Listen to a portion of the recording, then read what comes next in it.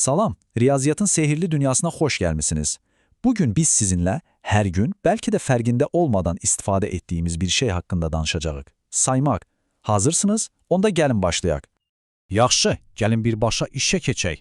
Ətrafımızda gördüyümüz bəzi şeyləri gəlin elə birlikdə sayaq. Mənimlə bərabər siz də sayın. Baxın, burada nə görürük? Bəli, düzdür. Bir dənə pələng. Bəs bu asılqamda neçə paltar var? Gəlin birlikdə uca səslə sayaq. 1, 2, 3, 4, 5 və 6. Əla.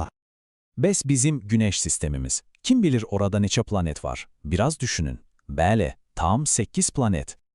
Deməli biz pələngi, paltarları, planetləri saydıq. Bəs bu istifadə etdiyimiz 1, 6, 8 kimi ədədlərin xüsusi bir adı var, bilirdiniz? Görəsən, bu ədədlərə nə deyilir? Elə isə gəlin tanış olaq, natural ədədlər. İndi gəlin görək, bu natural ədədlər nə deməkdir və bizim üçün niyə bu qədər əhəmiyyətlidir? Əslində, cavab çox sadədir. Əşyaları sayarkən istifadə etdiyimiz bütün ədədlərə, məsələn, bir alma, 2 kitab, 3 dost deyərkən, biz əslində natural ədədlərdən istifadə edirik. Onlar bizim sanki sayma alətlərimizdir.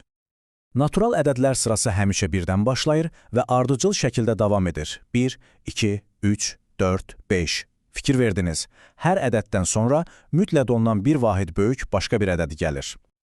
Və bu çox vacib bir qaydadır. Bunu mütləq yadda saxlayın. Bu sıradakı ən birinci, yəni ən kiçik natural ədəd həmişə və həmişə 1-dir. Bu çox maraqlı bir sual yaradır, elə deyilmi? Əgər ən kiçiyi 1-dirsə, onda bəs ən böyük natural ədəd hansıdır? Heç bu barədə düşünmüsünüz? Gəlin bir anlıq dayanıb düşünək. Bu ədədlərin bir sonu varmı, yoxsa onlar sonsuza qədər davam edir? Gəlin bunu birlikdə araşdıraq. Bir anlıq düşünün, biz həmişə daha böyük ədəd yarada bilərik. Məsələn 1, sonra 100, sonra 1000, milyon, milyard, dayanmadan sıfırlara artıra bilərik, düzdürmü?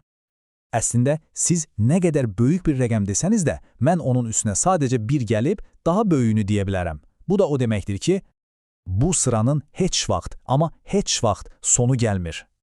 Beləliklə, gəldiyimiz nəticə çox heyrətamizdir. Ən böyük natural ədəd deyə bir şey yoxdur. Onlar sonsuzdur.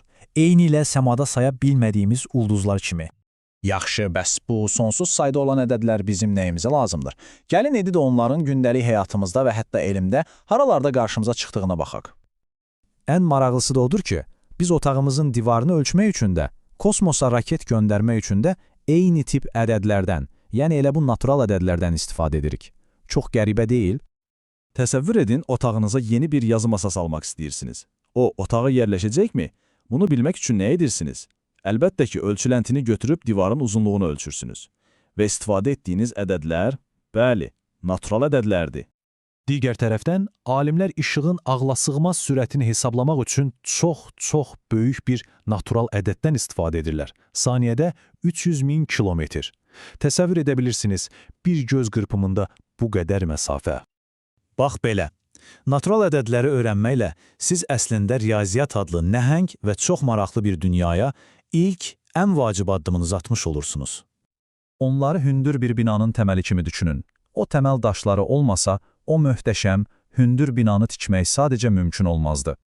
Heç vaxt unutmayın, riyaziyyatda qarşınıza çıxacaq ən mürəkkəb düsturlar, ən çətin məsələlər belə, hamısı çox sadə bir şeydən başlayır. 1, 2, 3. Yəni saymaqdan. İndiki natural ədədlərin nə olduğunu bilirsiniz. Ətrafınızdakı dünyanı saymağa başlayın. Görün, nə qədər maraqlı şeylər kəşf edəcəksiniz. Unutmayın, sizin riyaziyyat maceranız hələ yeni başlayır.